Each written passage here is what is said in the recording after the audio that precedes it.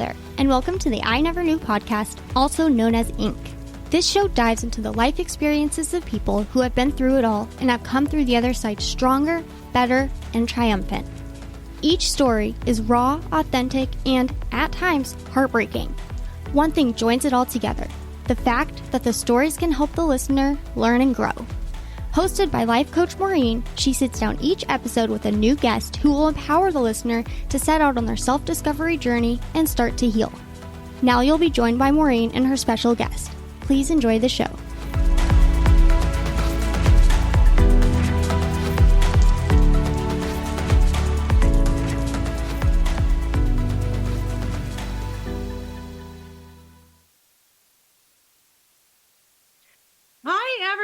Welcome to this week's episode of I Never Knew But My Dog Did podcast. I am Maureen Scanlon, or otherwise known as Life Coach Maureen. Most of you know me. I am a master life coach, an award-winning author, and your podcast host for today, growing a community of showing us here in this human experience we can overcome anything. And I never disappoint. I'm going to pat myself on the back here because those who come into my existence are meant to be here. And when I saw our next guests, I melted because the power of the resilient spirit just shines through with the both of them. So not only do we have one, but we have two today. So today, we are talking to Annette Hutcheson and her husband, Matthew, and she is the wife of 32 years and a mother of 4. In 2012, her life was torn apart when Matthew was arrested by the FBI at gunpoint. He was later convicted and sentenced to 17 years in federal prison. During the ensuing years, she raised 4 children by herself. Yay, single moms. Just saying. We are resilient. She lost her home, her friends, and her business, everything, including her husband. She went back to college, obtained a formal legal education, and through the court system got her husband out of prison 7 years early. Matthew spent 3 of those 10 years in solitary confinement or its equivalent. Yet they kept their family together, their love alive, and their heads on straight. They defeated their defeat and caused failure to fail. They now share with others how they did it. Welcome, my beautiful friends. Thank you. Thank you. We're happy to be here. I cannot wait to hear both of your story and then the combination of togetherness of how we overcame. I usually start the podcast off saying, what was your knee moment, which is the moment where you drop to your knees and you're like, oh my God, what am I going to do? But it's a new year, new us. And I thought something sort of an epiphany hit me. And I thought of Michelangelo's statue, The Thinker. And so more so not just being on our knees and being like, oh gosh, the world is ending and this is terrible. I thought about how we go deeper into thinking about what is going on in my life? Where do I belong? What am I supposed to be doing here? And when these tough moments come, we're really in that deep place of thinking. So I am going to start off with, let's start off with you, Matthew, because I'm going to focus a lot on your wife, which, that's just a woman thing. We're going to connect. But we do want to hear, let's start off with your story and how everything transpired to end up to the point where you ended up in prison. Sure. Well, I was an advisor to elected officials in Washington, D.C. I was also in the financial industry. I am an expert in managerial finance and financial law, and went to school to become an actuary and followed that path. And that course took me to Washington, D.C., where I was an advisor to these elected officials, all 3 branches of government. I'm a Supreme Court amicus. I've advised both houses of Congress. I've testified before Congress 6 times. I've advised the White House, 2 White Houses. And during that course, some of those elected officials asked me to engage in certain transactions that would help stimulate the economy, create jobs around the 2008, 2009 period. And I did. And a component of that interfered with some other political ambitions of one of the elected officials. And things spiraled downward and it became political. I don't think they ever thought that I would fight back as hard as I did. I think they wanted me just to kind of yield and withdraw from the scenario. But Annette and I got our family together. We'd been given a couple years heads up notice by insiders in Washington, D.C. that this was coming. And so it wasn't something that just happened. We knew that there were people who wanted to see me removed from influence and silence me in Washington, D.C.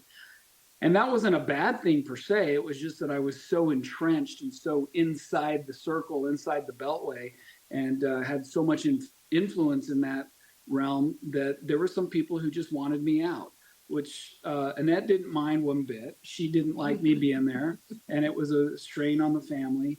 I was gone a lot. So anyway, we gathered the family together and told our kids and her parents, my parents, and others, hey, this is what's happening. And this is what could happen. And this is what they're trying to do. They're trying to not blackmail, but there was an element of extortion and bullying, and I don't know what else you would call it, but it was a political brutality brought to bear on my family and me. But we never thought that you'd end up in prison. Yeah. That we didn't think that would ever happen. Yeah. So anyway, one thing led to another, and eventually when the powers that be realized that I was not going to capitulate or yield, that's when they tore our door off its hinges and came into our house with guns. And they took me away and convicted. We went to trial. I lost at trial, as everybody does. I'm not... whether you're innocent or not is not even a question. If you get to the point where you're in front of a jury and the jury realizes you've been indicted by a grand jury before them, it's the art and the techniques used during trial to frame a defendant a particular way is just over. They just cannot overcome it. And so I was convicted, I was taken away, sent to prison, and at that point in time, Annette was all of a sudden alone. Her fall to her knees moment happened when our son came to her the Sunday after I was taken away and said, "Who's going to iron my shirt for church?" And I don't want to put words in your mouth, but that's... Yeah, so the Sunday after Matt was taken to prison, he always makes sure the kids' clothes were ironed for church on Sunday. I hate ironing and he doesn't mind it, so he did that for me. So he always made sure that was done, and he was 9 years old, came upstairs and said, "Mom, who's going to iron my shirt?" And I just hugged him, sent him back downstairs, and went in my room and cried. Oh, God, I could only imagine. I mean, the feeling of helplessness and hopelessness. Oh, yeah. I mean... You know, and the first thing that kind of came to my mind, and I think I'm not a fan of politics. I'm not a fan of I'm going to say court system, because I don't feel we have a justice system, with all due respect. And I know you're in the legal system now. It's true.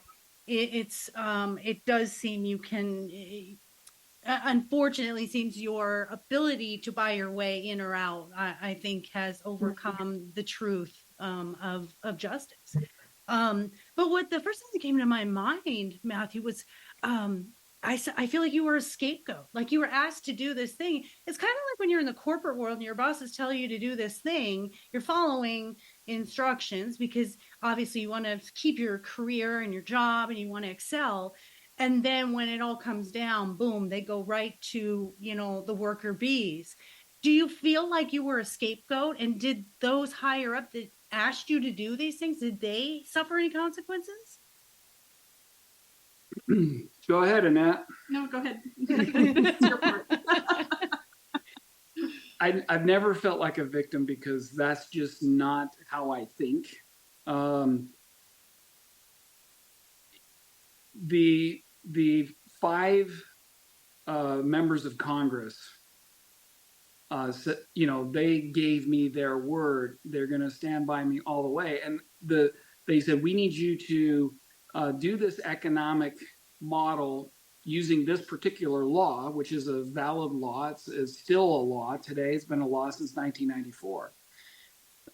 The thing they didn't like was that I built in a healthcare component to the job manufacturing endeavor. And that conflicted with another healthcare thing that was happening in Washington, D.C. at the time. So had I eliminated the healthcare thing, the whole thing would have gone away. But the problem is that I couldn't because I had contracts.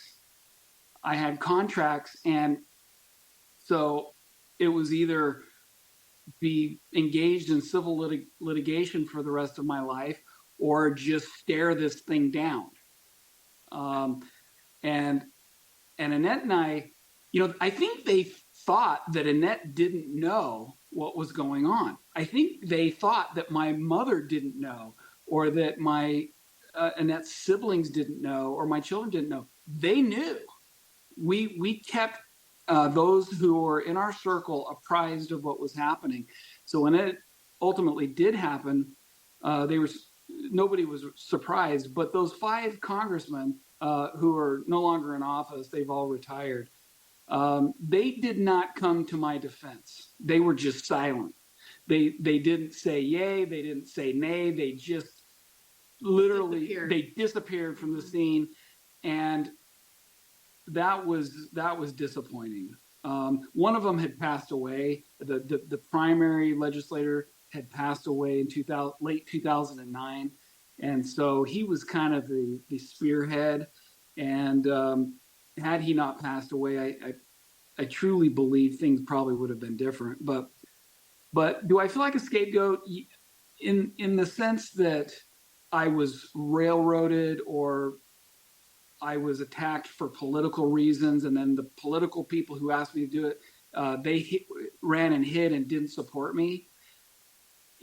If that's being a scapegoat, yeah, I guess. They kept their mouth shut. If they would have spoken up and provided the background and the context, the jury would have said, oh, okay, we understand what's going on here. This is honorable what you're doing. This is good. This is investment. This is economic development.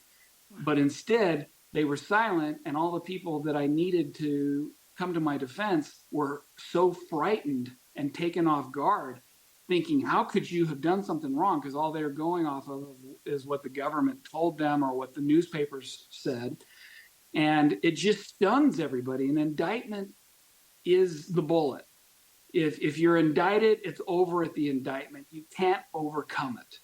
And the government has spent decades and hundreds of millions of dollars on neuro-linguistic programming and other word use to anchor in the minds of people, and it does not move. It's there. So they use their techniques to create a firm conviction at the time of the indictment. And I should say, however, I do honor the good men and women of law enforcement and the judicial system and the U.S. Attorney's Office. There are many, many, many good people who are doing good things for society, and I'm thankful for them, and I applaud their efforts, and I support them. I'm not one of those people who says, get rid of the prisons.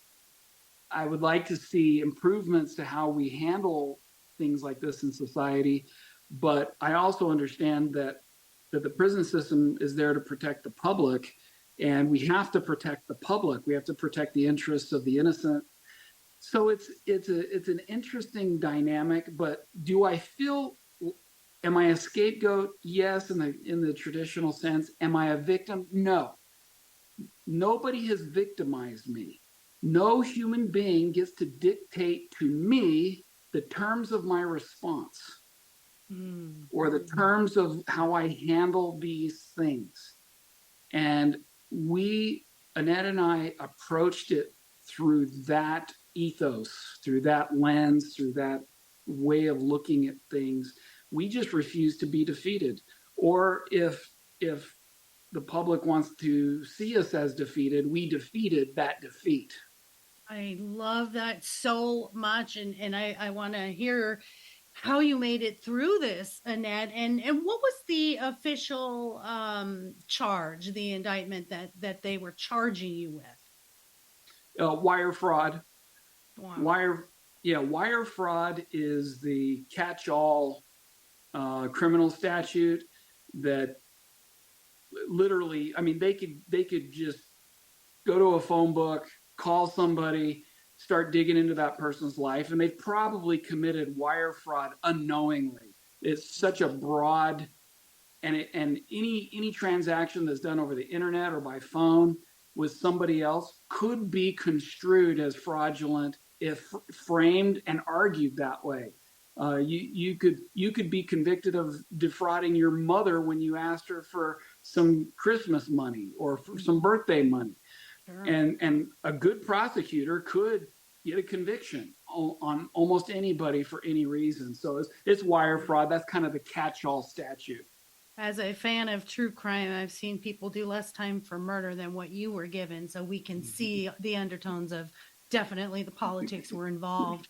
So here you are, Annette, like not knowing what's going to happen and how to even fight this. Or I love the honesty, though, that you were so transparent about here's what's going on. And I think what they like to do is keep everybody in this shadow of darkness so you don't know how to fight them. And I'm so proud of both of you for saying, heck no, we know what's going on and we are going to expose this. And also it's definitely a testimony to your strength of saying we're not backing down no matter who you are, congressman or anybody else.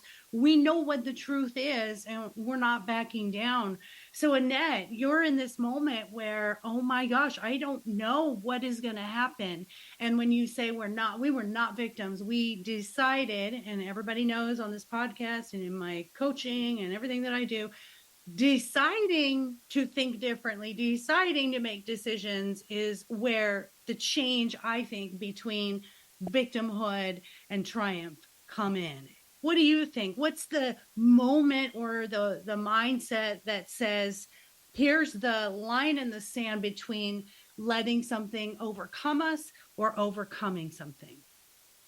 So for me, there was a lot of years where I mourned our past. I mourned our future. I mourned what I thought our life was going to be. And I spent a lot of time in that space when I was driving alone, when I was in bed at night alone. I would mourn what I thought our life was going to be, what I thought we were going to have, the forever home we thought that we had, that our grandkids were going to come play at, that we were going to have parties and birthday parties and family gatherings. And we always had the party house. We were party throwers, you know? And so I mourned all of that because it literally was swept away overnight. And I'm not going to lie, I spent a lot of time in that space looking back. And I was at church one Sunday, and it was in 2018. So this is 6 years that I've been spending looking back.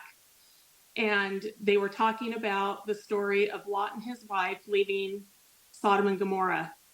And there's one verse where it says, and she looked back and she turned into a pillar of salt. And that hit me hard, right in the heart.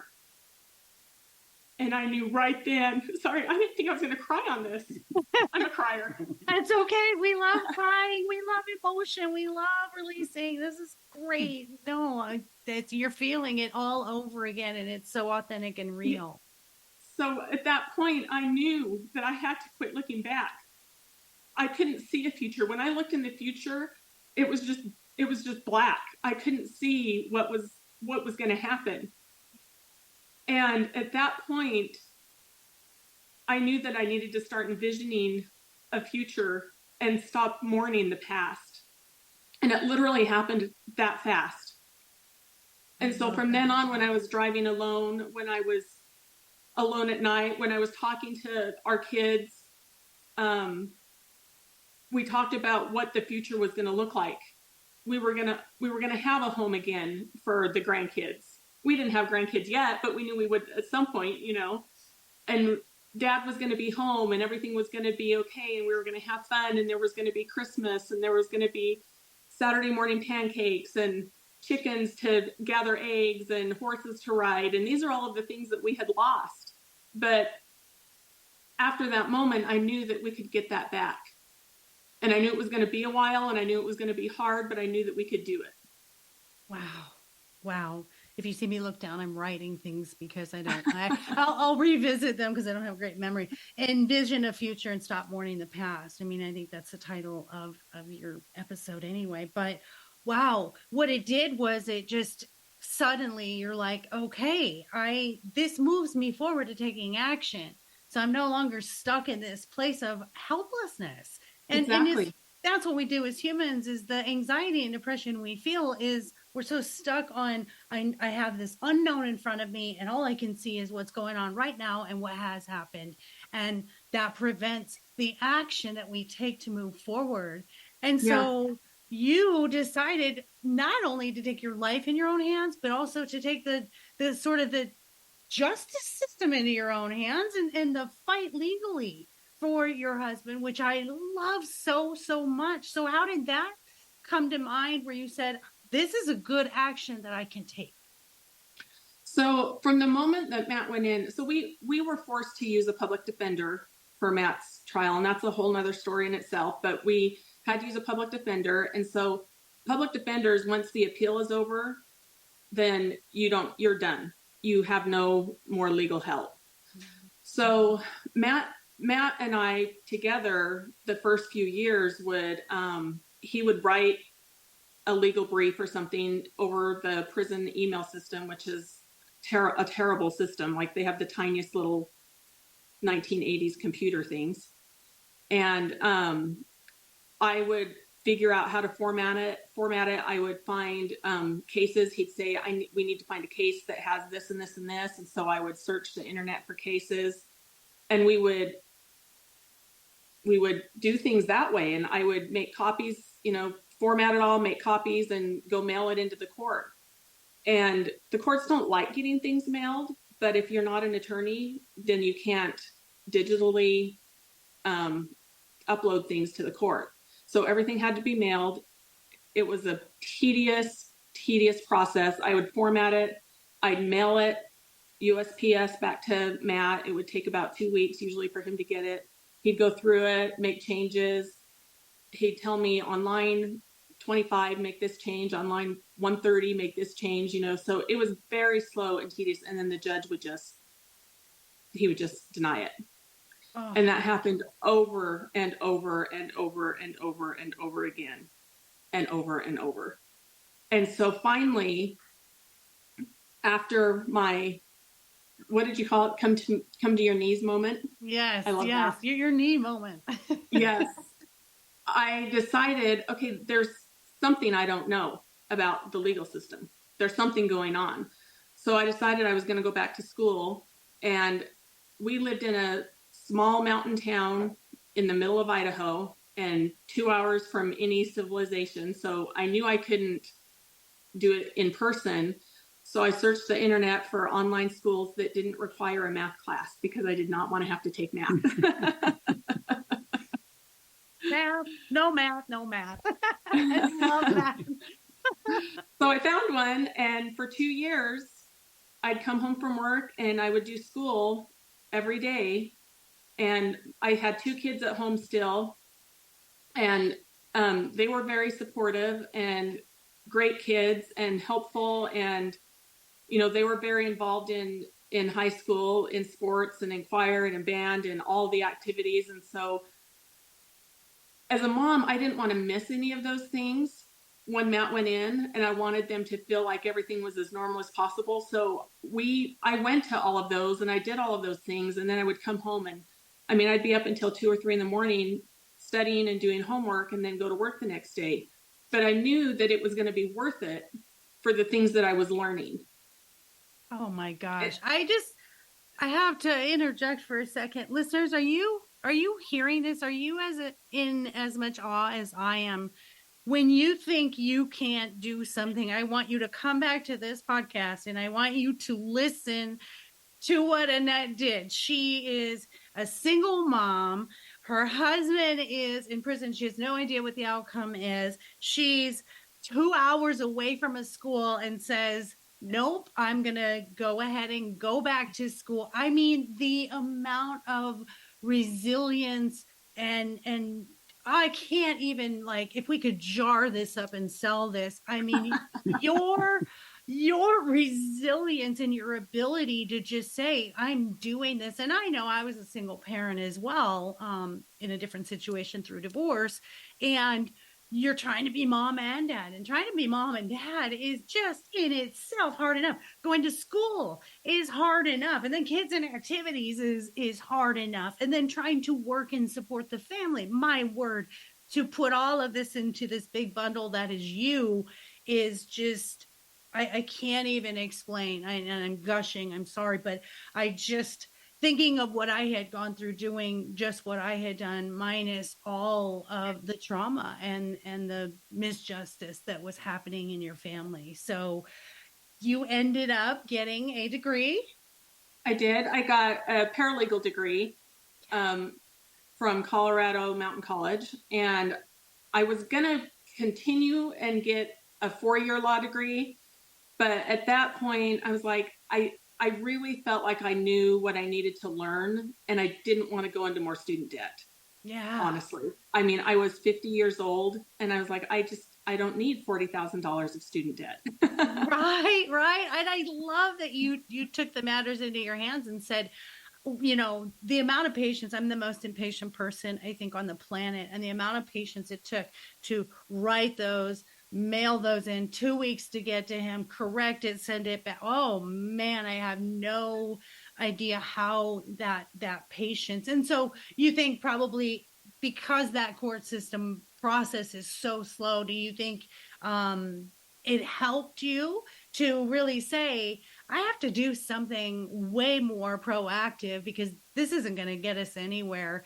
Did that really fuel your fire to say, I'm going to figure out how to work the system? And that's kind of what we have to do. I think life is sort of like work the system, figure out what works best, take whatever shortcuts, get whatever knowledge you need. Do you agree with that?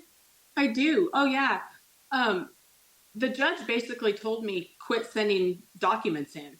He said, you're done. Nothing can be done. He's in prison. He's spending his 17 years in prison.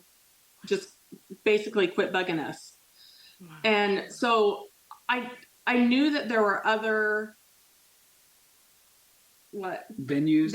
Yeah, that's a good word. I knew vehicles, pathways, venues to get somebody out. Avenues. That's a good one. Avenues. Yes. And so, but I didn't know what they were. Matt knew a little more because he kind of had a legal background. And so he knew some of them, but there were new ones popping up all the time. And each of them are very specific to the person's case. So like what worked for me to help Matt get out probably wouldn't work for another person. Mm-hmm. And sometimes it does and sometimes it doesn't. And some things you can get to apply a little piece here and a little piece there, but you really have to know how to find them. And that's what I wanted to do, was know where to look and how to find them and how to apply them.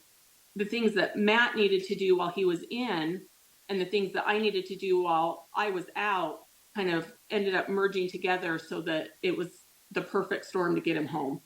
Oh, I love that. Once Annette finished school, I was the assistant to the warden. So I was the person who cleaned the bathrooms and vacuumed the floors, mopped the floors. And so I interacted with the warden every single day. And he began to come to me saying, hey, I'm following this and something has changed. The way your wife is approaching this stuff has opened up a door for you.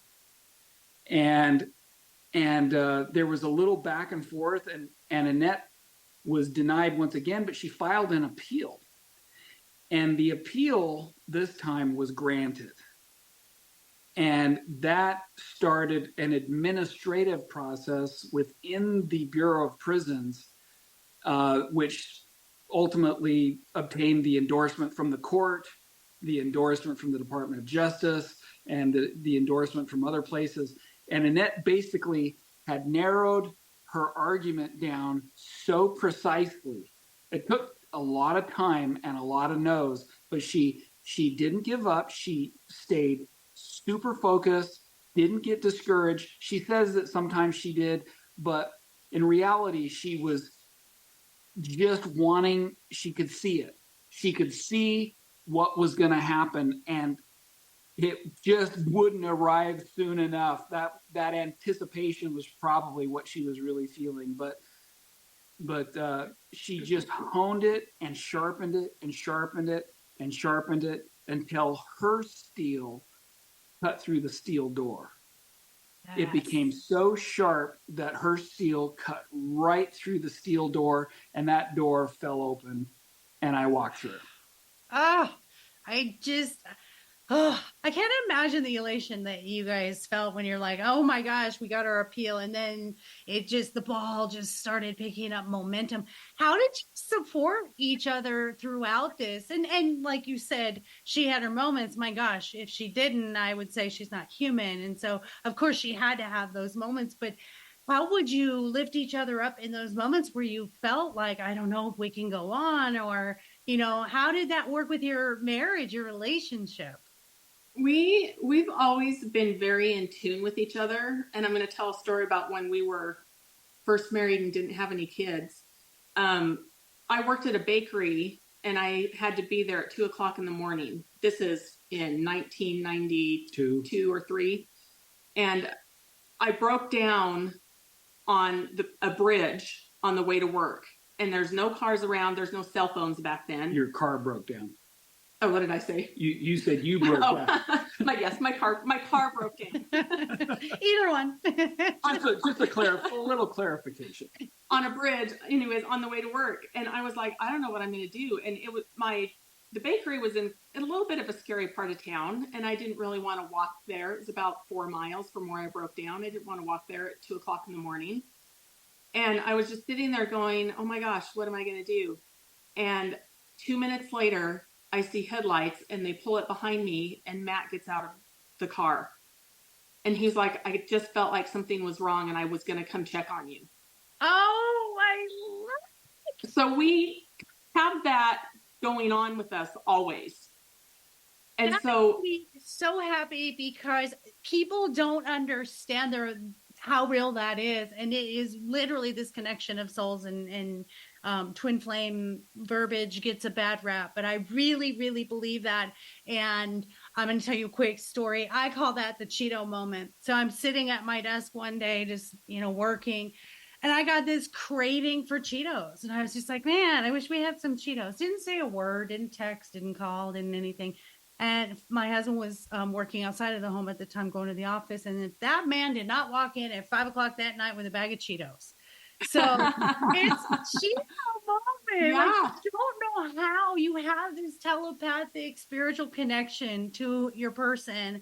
And as a relationship expert and dating coach, I got to tell people, if you're wanting to know how to validate the healthiness of your relationship, look for the Cheeto moments. Because I've seen it a million times with my husband and I, and hearing you guys, that is just, so beautiful. So you were so in tune to one another. And so when you were going through this hard time, tell us how you knew how each other was feeling. I would be, at work doing my thing, and I'd be like, I think I need to send Matt an email. So let me explain the email system in the prisons. So it's an app that I had to get, and on my end, it looks completely different on his end, but I send an email through this app, and in the next 90 minutes, it is filtered to make sure that there's nothing nefarious in the email. And then he gets it in that 90 minutes later, and he opens it. And then when he responds, it goes back to that, and I get it 90 minutes later. So it's 3 hours to get an email back and forth to each other. So I would be at work and I'd be sitting there going, something's going on with Matt. I better email him. So I'd go email him, and he'd, at the same time, usually he was emailing me, telling me something that was going on in the prison, and vice versa. If I was having some issue with the kids or with work, or I got a legal notice or something like that, he always knew, and I was getting an email right when I was going to start emailing him about what was going on. Wow. Yeah. That happened all the time. When and I, forgive me for Go ahead. telling the story, but I ended up at FCI Terminal Island, which is in Los Angeles, California, and it's where Al Capone spent some time. It's a prison that's, if you ever watch a movie produced by Hollywood where they're in prison, that's where they're filming it, there or around there.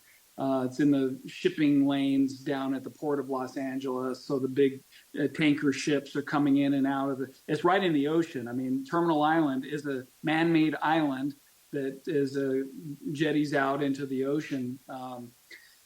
Anyway, when I got off the bus, I was shackled. They unshackled me and they let me into the inner compound. And in the inner compound, there's palm trees and a rose garden.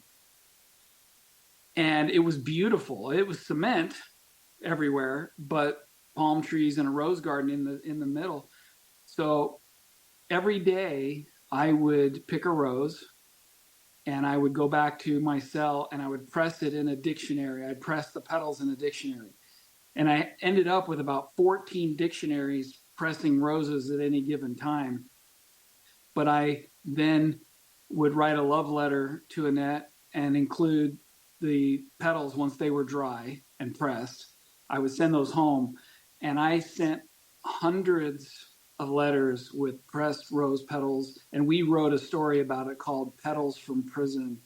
And it was, Annette lived off of that for years. And likewise, she would send me stories and pictures. And, she let me see the kids. She'd take pictures of the kids and let me watch them grow up and tell me what was going on in their lives. But most of all, to have a wife who says, okay, I'm done. I'm pulling out my sword and I'm coming for you. I'm coming to get you out.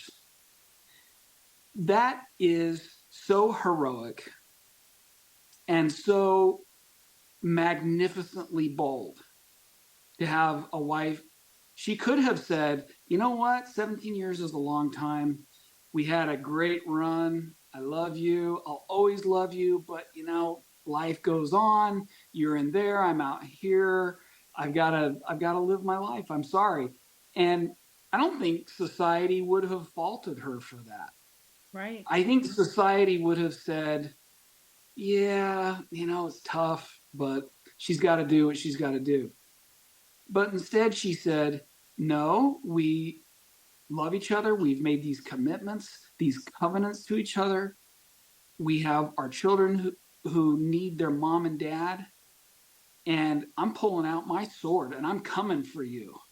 Yeah. And believe me, there are a lot of people in the prison system who think Annette Hutcheson is the most heroic human being on earth. And that is not an exaggeration. And of course, I am foremost among them. And I am certain many listeners after this will be as well. So in other words, it was the princess that rode up on the white horse with rescuing the prince out of the tower is what I'm seeing. So I love that. And, girl power, let's go. That really, because you had also such a deep connection, there was no, from what I feel from you guys, I'm also an intuitive, psychic. So I feel your spirit team, and it really is just, it wasn't even a possibility for her. It was, I'm going to live separate from you, but I'm not separated from you. So we're still connected no matter what. And we're having this experience. Yeah, it's negative, but it's an experience we're supposed to have, and we're still going to have this together, which brings us to, gosh, I could talk to you guys for like 5 hours, which brings us to the good of what has come from this. So you are freed from prison finally, and you're together. And now I see the things that you are doing to pay it forward as a couple to the world, sharing everything. And that's my whole philosophy, is whatever experience I have in the depths of my sorrow and mourning. I was getting out of a domestic violence relationship. And I just remember saying to myself, or saying out loud to a friend, if I'm supposed to help one person, I will. And I see that in the two of you, where, okay, what do we do with it now? We had this thing, we made it through, we're elated, we're a family, our kids have their dad back, but you could have stopped there and you didn't. And so we, as a couple, have created this amazing thing together. And I can't wait to hear all about your businesses, your books, and what you're doing to pay this forward. So let's talk about how you defeated your defeat and caused your failure to fail, and what you do now. So now we've created a program, and we've there's one universal program, and then I've kind of broken off some of it for women, but we call it EPIC. And EPIC in the universal general one is ethos. I always forget ethos, philosophy, internalization, and carry on. And so we talk about those themes. And then the one that I have kind of broken off, and I'm starting to develop a training for women, and I want to have some retreats and things. The EPIC means empower, perspective, intent, and community, because those are the things that helped me have what I needed to be able to get him out and to get through this, and to not only survive, but ultimately thrive because of it. I love that so much. And I'm going to be so bold as to say we're going to collaborate, and I will come speak at one of your retreats, because that's it. Yes. I am all about it. And mine started from, the dogs, really the dogs. When I was at my worst, I looked at them, saw this unconditional love, realized I didn't have it for myself. And so my whole philosophy for women and everyone is learn to be your own best friend, the one that your dog already knows you are. And it's that whole, I love having the, the breakdowns of what are the steps that we need to take. And I just think it's so amazing. So now do you offer programs, or is it training? What is, if I say, hey, everybody, go to bellohutch.com or epichutch.com, what are they going to find there? Are there programs? Or? So we have a couple things going on. First of all, we've started the process with the American Council on Education to have college credits assigned, or our courses to be eligible for college credits for an accredited, regular, regionally accredited university or college to accept. So up to 12 college credits, and we're in that process. The process has not concluded. It's a several-year process of evaluation. But the courses, so we have the book, which is the EPIC book. That the first book is Ethos. What is it that you believe? Who are you? What guides you? What is your ethos? People get confused between ethos and ethics. Ethics is kind of the academic study of human behavior and human duty to one another. Ethos is something that's much more deep and personal. For example, we have in our book, in EPIC, we have 24 ethoses. I know that's kind of a weird way. The plural of ethos is ethoses, but we've asked some academians and academics, and they say that ethoses is the correct. So the first ethos is, when you're making a decision, it may not matter what decision you make, but it might. And because of the latter, do what is right. Mm. Ethos number one, it may not matter, but it might. Because of the latter, do what is right. That is a guiding ethos. And there's 24 of those. Then we couple that to the philosophy. And the philosophy is the understanding of how to deploy the ethos in a situation. Because life is very subjective. There are circumstances that change how you will behave or respond in given the circumstance. What the facts and circumstances are at point A may not be the same at point B, and you may respond differently. So the philosophy helps you calibrate your ethos to apply it appropriately in a given circumstance. And there's 124 of those. And that's kind of in homage to Seneca, the great Stoic philosopher, because he wrote 124 letters to his student. And so that's kind of the philosophy there. But here's where all this came from. During this period, we haven't shared this with you. During this period when Annette was fighting for me, and I mean, she was making progress. She was going to win. She was going to get me out cleanly. Somebody called the warden and said, put that guy in solitary confinement and lose his legal documents. Hide them, throw them away. We don't care what you do with them. Just get rid of them, which they did. And they shackled me up in front of everybody in the prison yard. Have you ever been arrested in prison? Oh my God. I didn't even know that was possible. Yeah. So they called me to the captain's office. They shackled me up, recalled the yard, and made me do the perp walk down the middle of the corridor, down the prison compound, while everybody chanted my name as they walked me down the middle of the compound, shackled. So I've been arrested and imprisoned in prison. And they put me in Al Capone's cell. They said, this is Al Capone's old cell. This is where we put people like you. So they're doing this psychological warfare thing on me. And they put me in there, and they left me in there for 6 months.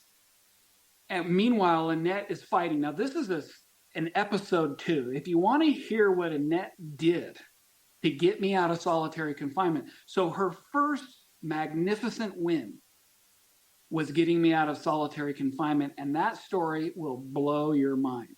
We are doing an episode 2. We are so doing an episode 2. There's no doubt. Oh my gosh. You do the warden at the compound later, after I was transferred away from Terminal Island, he told me, he said, look, I'll leave you alone if your wife leaves me alone. I don't want anything to do with your wife. She scares me. We have a deal. And it was like, I'll leave you alone. You leave me alone. If we have that agreement and you fulfill your bargain, my wife Annette will not come looking for you legally through the legal system. And so she's utterly a hero in the prison system. She's famous in the prison system. She's known by everybody in every federal prison. She's Joan of Arc. I don't know if that's good or not. But here's the thing. While I was in solitary confinement, I began to notice that I could change instantly how I viewed a situation. And I realized that I could sever the reality, step back and observe it as though I were somebody else. And then I could reframe that in a way where I was over it. I mean, where I ascend over it. And sometimes I hear people say, oh, I put that behind me. No. I don't put anything behind me because it can look at me. It can stare me in the back. I put it under my feet.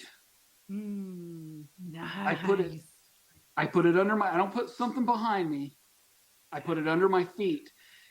And during this period of time, Annette and I were writing, and a lot of the letters that we were writing to each other went missing. So we would get empty envelopes. So somebody who was screening them would take the letter out, wouldn't want me to see it, or they wouldn't want her to see it. But over this period of time, we wrote thousands of pages. And from those pages, Annette began to extract the salient, germane points, the most important points of these letters that we were writing back and forth to each other. And from that, she constructed a pattern of thinking, a pattern of behavior. And when she got it all organized and we looked at it, she said, this is an ethos and this is a philosophy, and the two go together, and therein lies Epic. Annette created Epic out of these writings from solitary confinement. And we have taught that to hundreds and hundreds of people, and they realize they don't have to be victimized by circumstances. They can literally sever that, step back, reframe it, put it under their feet, and then they can also voluntarily change their sympathetic nervous system reaction to a parasympathetic, to go from fight or flight to a rest and digest or a calm state. And this is what we're teaching people, is this is how it's done in the most intense crisis you can imagine. Being in Al Capone's solitary confinement prison cell, Annette and I are formulating this, and we formulated it, and it worked for us, and it has been working for others. And that's what the book is, and that's what Annette's retreats are. I love it. I love it. I love it. I'm so in line with that. I would call that, taking the emotion out of it. When we take the emotion out of how we feel about it and we just stick with the facts. So as we know in psychology, you have a rational mind and emotional mind. And what you want to do is stay in the wise mind. And that's your method has perfected staying in that wise mind, where we're just going to look at the facts and we're going to stay positive in what action can we take. And I love that. And in my coaching, I call it recognition and integration. So we can't change anything until we recognize what we're doing, right? We can't until we recognize, how do I feel about something and what am I doing? I can't integrate new changes. And so I'm so in alignment with what you are doing. And what a beautiful, I hear a lot of Greek in there. So are one of you Greek?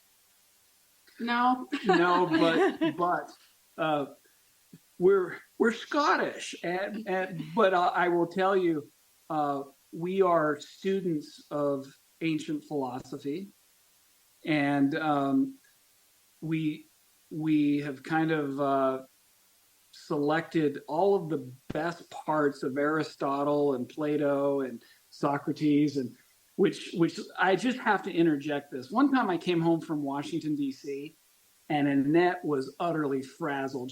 I'd been there all week, and she'd been taking care of the kids, and she was worn out and tired, and she wanted to go on a date. It's Friday night. We went on a date every Friday night. Yeah, for our whole marriage. That was one thing that we didn't compromise on. So she said, "How was your flight?" And I said, "It was great. I sat next to a professor from Princeton, and he's a philosophy professor, and we talked about Plato and Socrates." And she said, "I don't want to hear another thing about Play-Doh or soccer teams. I've had it with Play-Doh and soccer teams, and take me on a date." And so I told Annette, I said, when we finally had eaten and calmed down a little bit, I said, Plato and Socrates, not Play-Doh and soccer teams. She didn't care. She just had one thing on her mind, and it was date night. And that's right. Hush about everything else, because I don't care. I just want to go out and have a nice dinner with my man. That's right. I just, all of that. I'm just so enamored by the way that we as humans have this ability, no matter what we go through. And I mean, I've talked to people with addictions, and I've, in fact, one of my recent episodes was someone who was in prison that is talking about the abuse, and she rallies for legislature to change the abuse in the prison system. So it's just amazing the things that we can overcome when we decide. And living my first half of my life thinking these are the cards I was dealt, and maybe next life I'll do something different, and then suddenly halfway through my life going, hey, wait a minute. No one decides how I live my life. No one creates my life except for me. But the hard part is, and especially with your story, is taking yourself away from the outside of what's going on, and to have that strength, to be in that bubble and say, no matter what's going on around me, all that corruptness, and fighting, and the how unfair. And I think unfairness is underrated. That word, people say that's not unfair, it's how you view it, but there's so much unfairness. I really believe that is the encompassment of who we are as humans and the human spirit, that we can do that. We can be in that bubble, and Epic and Ethos is right on, spot on with that's the bubble of what we can do. We can choose how we think, we can choose how we feel in that circle of control. It's only our actions and our thoughts and our words that help us to live the life that we really, really want. So we are going to do an episode 2, because I've got to know how she got you out, and there's so much more to talk about.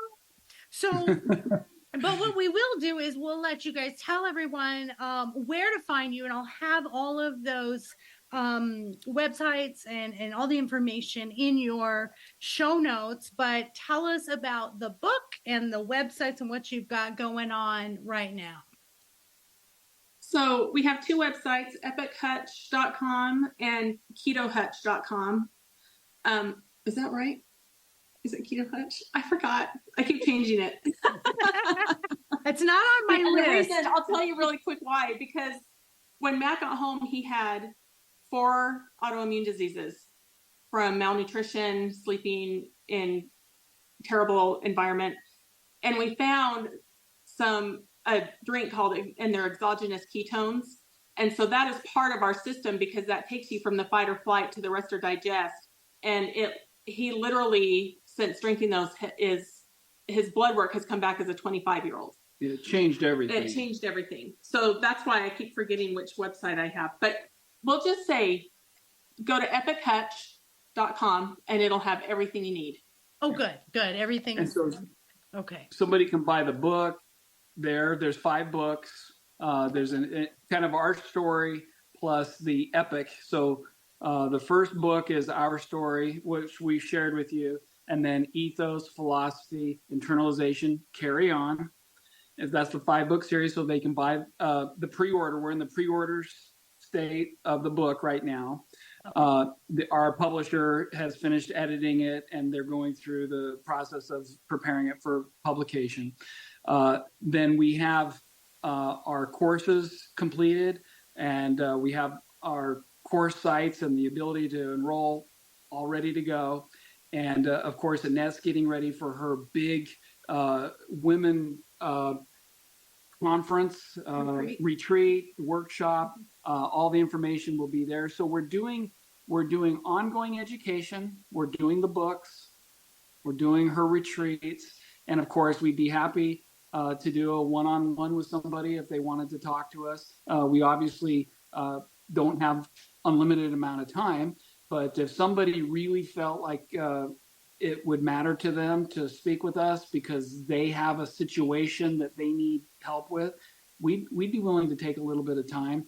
But also speaking public speaking, which we have both done a significant amount of. The main thing is that in the book we explain the baby steps that somebody would need to take a defeat scenario and defeat it. That's what's in the books.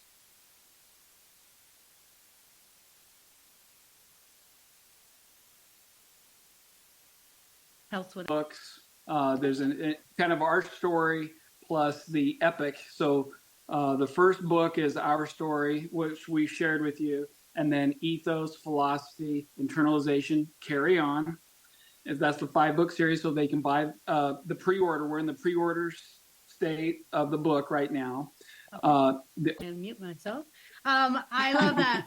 Babies, I coughed and I muted and didn't unmute. Baby steps, as I always say, as long as you're moving and you're not standing still. And so baby steps are really what we need. It just makes it easier to embrace change. So thank you so much. I love you guys. Thank you. What I do, since our topics are so heavy, is I usually end this on a really I try to do a little lighter note. And so I have a new series that I'm doing, or a new segment that I'm doing that I started in January here. And it's called What'd You Get? And I want to know, what is a gift that you've either given or received that's sort of strange, but like something you'll never forget? And it can be silly. It can be, and I'll tell you mine so I can like help you guys think, because I always spring this on people and they're like, oh, Maureen, you're making us think right now. I got an LED toilet light this year. And I'm not kidding you. I freaking love it. Now I'm very OCD. I don't like germs. So it's not like I put it in the toilet, and I think there's ones you can put in the toilet, but mine's just on top so that, when you get up in the middle of the night, it's motion activated. And I have this really pretty, like rainbow, different color lighting while I'm doing my middle of the night thing. So what did you get that was kind of memorable, unique, fun? Well, Annette got me a microphone for speaking to people, yes. Which I absolutely loved. I got a nice unique little pen that a fellow made for me from a block of wood. He actually took a block of wood and spun it on his lathe and made a pen. That's fun.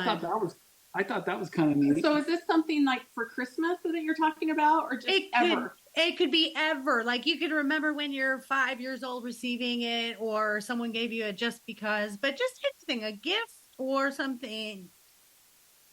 So for my birthday, for 4 years in a row, when we had toddlers that were still crawling around, babies that were still crawling around, Matt and the two older kids would bring me a kitten for my birthday. And every year for 2 years, I'm like, it is not time for a kitten. We didn't have anywhere to put it. We didn't have anywhere for its food that the babies couldn't get into. So that was, that's the funny one. But then we ended up getting a cat that we loved and adored. I had to go back to the pet store all forlorn and contrite. Here's your cat back. I'm sorry, but my wife didn't want the cat. For 4 years, it was pretty funny. It's kind of hard to know. It's a commitment. It's not a spontaneous impulse buy. I'm just going to say that someone who is all about the dogs and the kitties. I have a kitty that I love too. We have to think a little bit further when we're going to give a pet. That's a lifetime commitment, mister. There is one thing that I want to show you. Hold on just a minute. Oh. Sure. All right.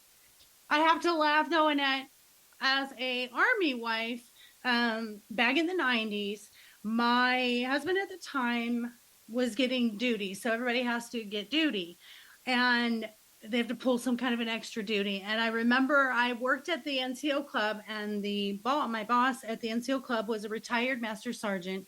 And he said, well, did they go through the entire roster before he had to do duty again? Because I was really frustrated. I was like, oh, he's going to be gone again this weekend. And I said, I don't know, but I'm going to find out. And I went to his first sergeant and his CO, and I sat down with him and I said, you show me where you went through the entire roster, because this is the morale of your soldiers. And if they can't spend time with their families, then you're not going to have a good soldier and they're not going to give their best. And you can see where this went. I was rambling. And they said, okay, he doesn't have duty. And they said the same thing. They said, Nelson, which is my ex's or my married name, he said, you're not going to have duty anymore. Just do not let your wife come in here again. So I love that. I see you and I get it, because, and I was 19 at the time, had no clue how the military worked. Wow. All I know was I was a civilian and I could say what I wanted. You don't own me. So that was for you. I love powerful women who rough up the powers that be. It's a beautiful thing. So see this right here. One of my coworkers made this. It's a cotton little bowl. And what you do is you put your bowl inside here and you put your soup in there and you microwave it. And so when your bowl's hot, you just pick this up and you eat your bowl with the little cup. So and cool.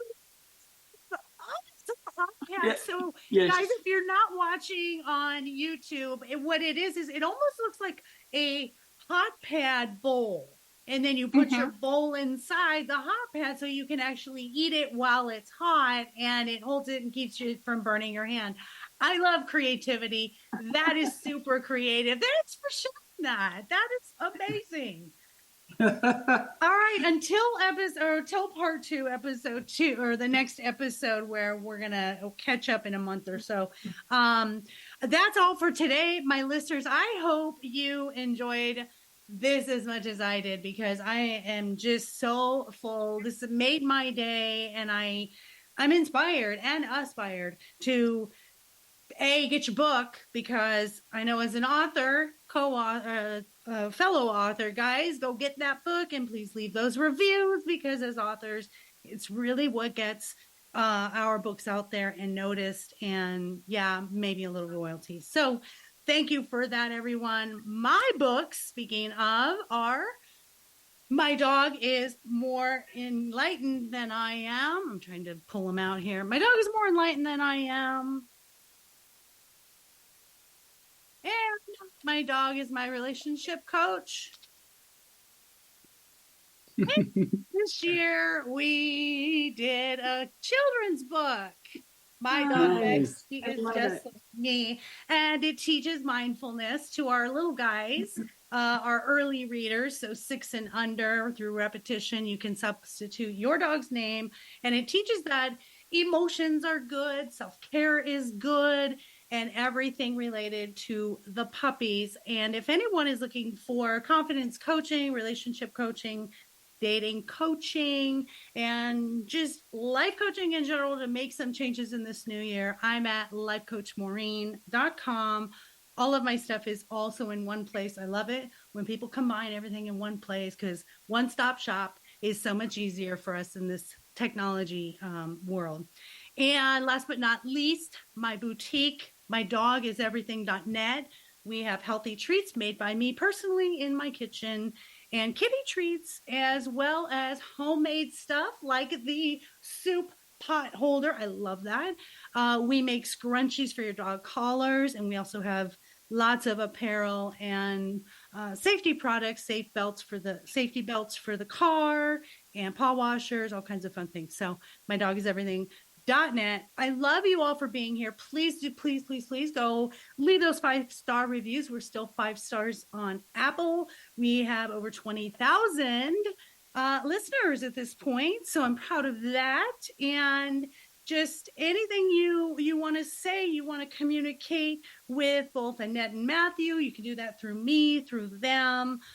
We love positive feedback, and we just love you all for building this community. Share this with your friends and family. And the whole point in life is to be there for each other, to lift each other, and to support each other. And that's why I started the podcast. So love you all. Take care of yourself. Take care of each other. Most of all, take care of those furry babies. And this one's for you, Matthew. Please adopt and don't shop, so you don't have to take them to the pet store. We did adopt. Yeah. Thank you. Yay. All right. Love you all. Until next week. Mwah.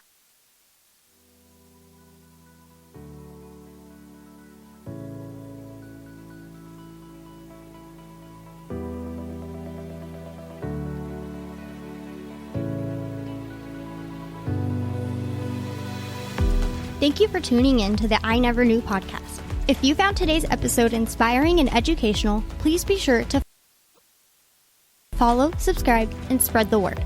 The more people that join the Inc. community, the more it can develop and influence others as we work together for a healthier and brighter future. Until next time.